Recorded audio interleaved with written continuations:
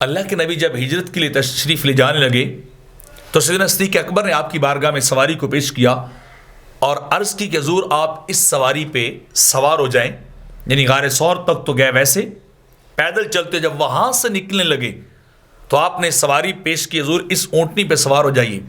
کہ میرے آقا علیہ الصلوۃ والسلام نے انہیں ایک دعا عطا فرمائی کہ اے صدیق اکبر اللہ تجھے رضوان اکبر عطا کرے۔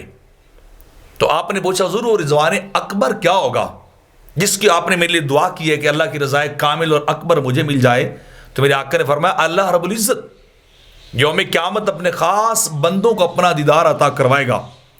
تو باقی ساروں کو ایک طرف رکھ کے دیدار کروایا جائے گا، اور تیرے لیے اے ابو بکر خاص انداز کو اللہ اپنائے گا، خاص تجلی کو واضح کرے گا۔ وہ انداز اور وہ تجلی، وہ دیدار کا وہ انداز، وہ پہلو اللہ کسی اور کو نہیں عطا کرے گا، وہ وقت تجھے عطا کرے گا، کیونکہ قیامت کے دن اللہ کا دیدار یا قیامت کے بعد یہ اہل جنت پہ اللہ کے محبین اور محبوبین کے لیے سب سے بڑی نعمت ہوگی، سب سے بڑا انعام یہ ہوگا کہ اللہ انہیں اپنا دیدار عطا کرے گا، اللہ انہیں زیارت بخشے گا۔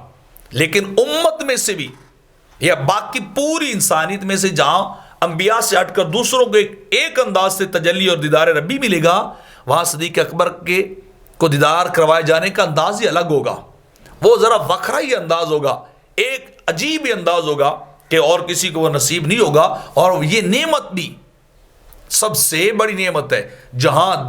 لوگ جنتی نعمتوں کی طرف نہیں جائیں گے، جنت کی طرف نہیں جائیں گے اور عرض کریں گے ننظر ربنا،